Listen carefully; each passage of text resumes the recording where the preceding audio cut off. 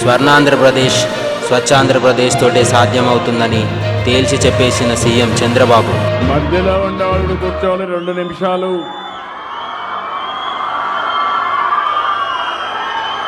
ఓసారి ఉత్సాహం ఎక్కువైపోయినా ప్రమాదమే.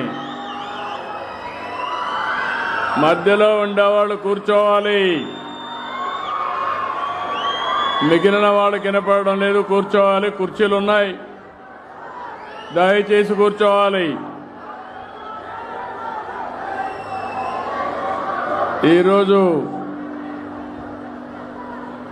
స్వచ్ఛ ఆంధ్రప్రదేశ్ కోసం తిరుపతికి వచ్చినప్పుడు ఈరోజు మీ అందరి ఉత్సాహం చూస్తూ ఉంటే నాకు చాలా ధైర్యం వస్తూ ఉంది. బ్రహ్మాండంగా ముందుకు పోతామని ఆలోచన కలుగుతూ ఉంది. మా పిల్లల ఉత్సాహం చూస్తున్నాను. వాళ్ళ కేరింతలు చూస్తూ ఉంటే నాకు చిన్నప్పుడు నేను కూడా అదే మారిగా ఎగిరేవాడిని. అది ఆలోచించినప్పుడు నాలో కూడా ఉత్సాహం పెరుగుతూ ఉంది. పిల్లలు మీరే ఈ దేశానికి సంపద. ఈరోజు ప్రపంచంలో ఎక్కడికి పోయినా భారతీయుల్లో బ్రహ్మాండమైనటువంటి అవకాశాలు ఉన్నాయి. అందులో మీరు చూస్తే ఎక్కడ చూసినా తెలుగు వాళ్ళంటే 100కి 30-40% మన వాళ్లే ప్రపంచం అంతా ఉన్నారంటే అది మీలో ఉండే తెలివితేటలు, సమర్థత. నేను కూడా తిరుపతిలోనే చదువుకున్నా. మీ మారిగానే స్టూడెంట్గా తిరుపతిలో ఉండే అన్ని వీధులు తిరిగాను. తర్వాత ఎమ్మెల్యే అయ్యాను, అంచెలంచెలుగా ఎదిగాను. రాష్ట్రంలో 4వసారి ముఖ్యమంత్రిగా అయ్యానంటే ఇక్కడుండే వెంకటేశ్వర స్వామి ఆశీస్సులు, మీ అందరి సహకారం అని మరొకసారి విజ్ఞప్తి చేస్తున్నాను. ఈరోజు నేను ఇక్కడికి వచ్చింది ఒక పవిత్రమైన పుణ్యక్షేత్రం. ఇక్కడికి వచ్చి నేను కపిల తీర్థం వెళ్ళాను. కపిల తీర్థంలో పూజలు చేసి అక్కడుండి ప్రతి ఒక్కరు కూడా ఏ విధంగా పవిత్రంగా పరిశుభ్రంగా పనిచేస్తున్నారో అడిగి తెలుసుకున్నాను. అది తెలుసుకున్న తర్వాత మునిపే మీరు చూస్తే పక్కనే ఇక్కడ ఏదైతే ఒక మంచి సర్క్యులర్ పార్కు కోసం ఒక కార్యక్రమానికి శ్రీకారం చుట్టాం. నేను ఇప్పుడు కాదు, ఇంత మునుపు కూడా ఒకటే ఆలోచిస్తూ వచ్చాను. ఎక్కడ చూసినా పరిశుభ్రంగా ఉండాలి, పచ్చదనం ఉండాలి.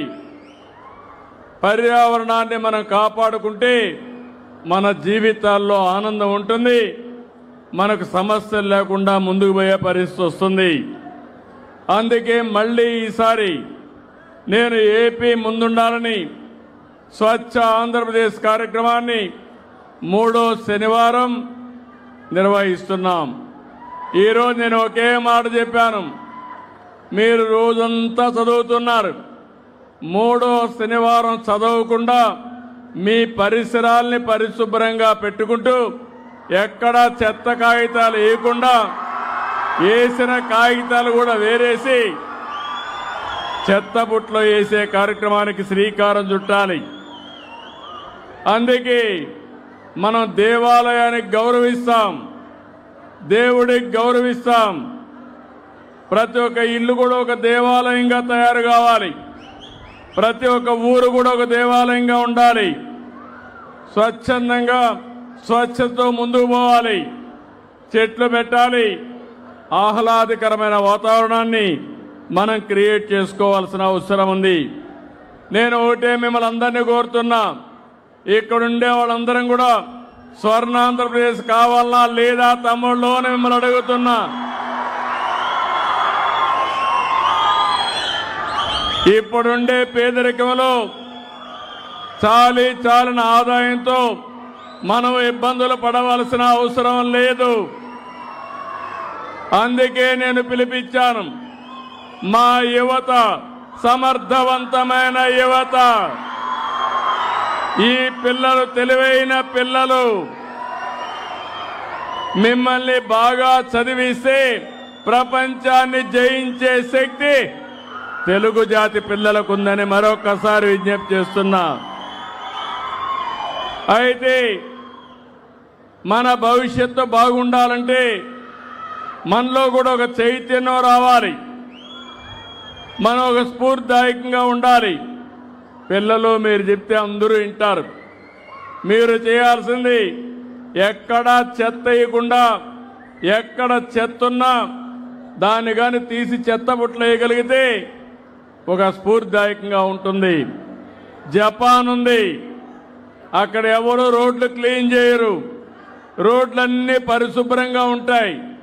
దానికి కారణం ప్రతి ఒక్క వ్యక్తి ఏదైనా వాడినా ఆ వస్తువుని నేరుగా మళ్ళీ పర్సులో పెట్టుకొని ఇంటికి పోయి చెత్తబుట్టలు వేసే పరిస్థితి వస్తుంది. ఈ సంవత్సరం నేను గర్వపడుతున్నా. మొన్నే government of India Swachh Bharat మిషన్లో మన రాష్ట్రం అగ్రస్థానంలో నిలిచాం. స్వచ్ఛ సర్వేక్షణలో 5 అవార్డులు సాధించి దేశానికే ఒక ఆదర్శంగా, ఒక మోడల్గా మనం వచ్చే పరిస్థితికి వచ్చాం. స్వచ్ఛ సూపర్ లీగ్ 2024లో తిరుపతి, గుంటూరు, విజయవాడకి గుర్తింపు వచ్చింది. అదే మరిగా సఫాయి మిత్ర సురక్షిత షహర్ కింద విశాఖపట్నానికి అవార్డు వచ్చింది. ప్రామిసింగ్ స్వచ్ఛ షహర్ కింద రాజమండ్రికి గుర్తింపు వచ్చింది. గార్బేజ్ ఫ్రీ సిటీస్లో విజయవాడ 7వ ర్యాంక్ వచ్చిందంటే, స్టార్ వచ్చిందంటే ఇది ఒక చరిత్ర. ఎవ్వరికీ రాని ర్యాంకు 7 స్టార్ విజయవాడకు వచ్చింది. దీనికోసం పనిచేసినటువంటి పారిశుద్ధ్య కార్మికులు నా పక్కనే కూర్చున్నారు. వారే దీనికి కారకులు, ఈ అవార్డులకు కూడా వారే కారకులు. అధికారులను కూడా అభినందిస్తున్నాం. ప్రజల్లో కూడా చైతన్యం వచ్చింది. వాళ్ళందరినీ మనస్ఫూర్తిగా అభినందిస్తున్నా. ఒక మాటలో చెప్పాలంటే వీళ్ళే నిజమైనటువంటి సమాజ సేవకులు అని చెప్పి మరొక్కసారి మీ అందరికీ విజ్ఞప్తి చేస్తున్నాను. ఒక్కొక్క నెల ఒక్కొక్క కార్యక్రమాన్ని తీసుకున్నాం. ఈ నెలలో ప్లాస్టిక్ కాలుష్యాన్ని నిర్మూలించాలి. End plastic pollution. ఇది ఒక పెద్ద భూతం. ఇక్కడే ఒక భూతం వేషం వేసుకొని మా మిత్రుడు వచ్చాడు. ఒకసారి లేచి చూపేయండి.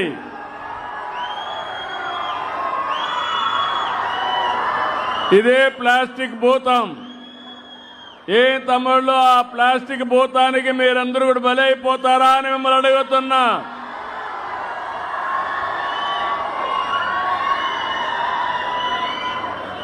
ఈరోజు మనం అందరూ చూస్తున్నాం, ఎక్కడ చూసినా ప్లాస్టిక్ మయమైపోతా ఉంది. నిద్ర లేచి మీరు బ్రష్ చేసుకునేది కూడా ప్లాస్టిక్తోనే బ్రష్ చేసుకుంటారు. ఆహారం తినే ప్లేట్ల వరకు ఎక్కడ చూసినా ప్లాస్టిక్ ప్లాస్టిక్ ప్లాస్టిక్. మనం రోజు వాడే బాటిళ్ళు, కప్పులు, కవర్లు ఇవన్నీ చాలా ప్రమాదకరమైనటివి. దీనివల్ల వాతావరణం కలుషితం అవుతుంది. మనకు క్యాన్సర్ రావడానికి కారణం ఈ ప్లాస్టిక్ అని చెప్పి నేను మీకు తెలియజేస్తున్నా. ఈరోజు మీరు ఒక్కసారి చూస్తే ఈ ప్లాస్టిక్ కూడా సింగిల్ యూజ్డ్ ప్లాస్టిక్ ఏళ్ల తరబడి వాడుతున్నాం. ఇది మట్టిలో కలవదు, భూమిలో పోతే ఎక్కడికక్కడ భూమి కూడా కలుషితం అవుతుంది. దీనివల్ల మొక్కలు కూడా మొలవు. ఇంకో పక్క మనం తినే తిండి ఈ ప్లాస్టిక్ కలిస్తే అక్కడి నుంచి మనందరికీ విషవాయువుల వల్ల శ్వాస సంబంధించిన వ్యాధులు వస్తున్నాయి, క్యాన్సర్ వస్తూ ఉంది. ఏం తమ్ముళ్ళు, తెలిసి ఈ ప్లాస్టిక్ బలైపోతారా, ఈ భూతానికి బలైపోతారా అని మిమ్మల్ని అడుగుతున్నా. నిలిపే తెలివితేటలు మనకు లేవా అని మిమ్మల్ని అడుగుతున్నా. ప్లాస్టిక్ వద్దు, ప్లాస్టిక్ వద్దు, ఈ భూతం మనకు వద్దని గట్టిగా చప్పట్లు కొట్టి హర్షాన్ని, ఆమోదాన్ని తెలియజేయండి.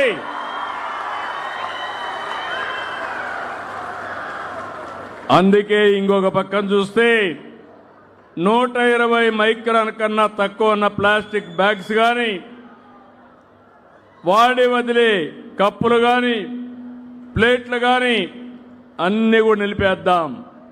దీనికి బదులుగా బ్యాగులు కానీ, మెటల్తో తయారు చేసిన స్టాల్ కానీ, కంపోస్టబుల్ ప్లేట్లన్నీ వాడాల్సిందిగా మీ అందరికీ విజ్ఞప్తి చేస్తున్నా. మనం ఒక కార్యక్రమం పెట్టుకున్నాం.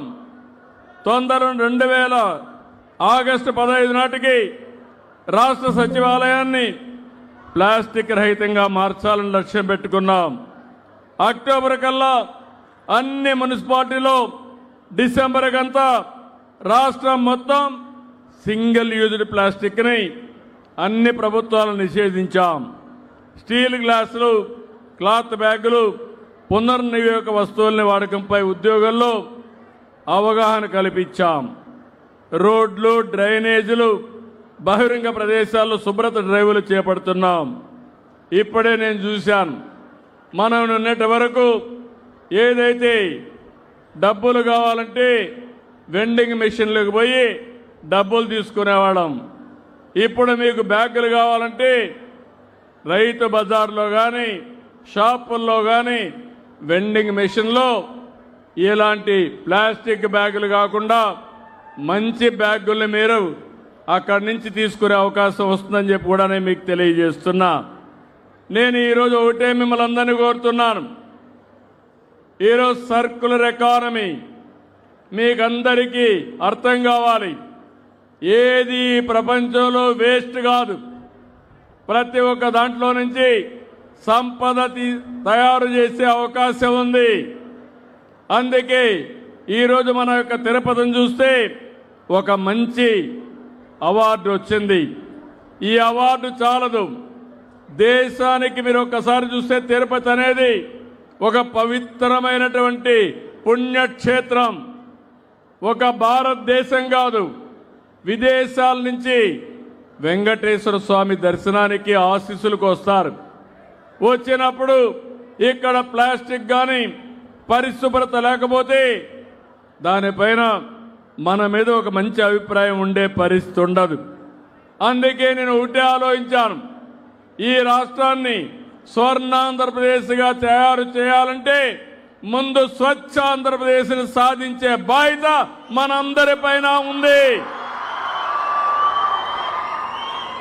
అది జరగాలంటే సర్క్యులర్ ఎకానమీకి నాంది పలకాలి. చెత్త నుంచి ఎనర్జీ మీరు ఇంట్లో నుంచే ఆలోచించుకోవాలి. మన ఇండ్లలో మనకు చెత్త వస్తూ ఉంది. కొన్ని దేశాల్లో చెత్త నుంచి పొడి చెత్త, తడి చెత్త రెండు డివైడ్ చేస్తారు. పొడి చెత్తని సెపరేట్ డస్ట్బిన్లో పెట్టి, తడి చెత్తని ఇంకొక డస్ట్బిన్లో పెట్టి మున్సిపల్ అధికారులకు అప్పచెప్తారు. కొంతమంది బాధ్యత కలిగిన వ్యక్తులు తడి చెత్త నుంచి కాంపోస్ట్ తయారు చేస్తారు. అవన్నీ కూడా మీ యొక్క గార్డెన్లో వేసుకోవడం, రూఫ్ టాప్లోనే కూరగాయలు పండించుకోవడం, ఇలాంటి కార్యక్రమాలకన్నీ కూడా శ్రీకారం చుడుతున్నారు.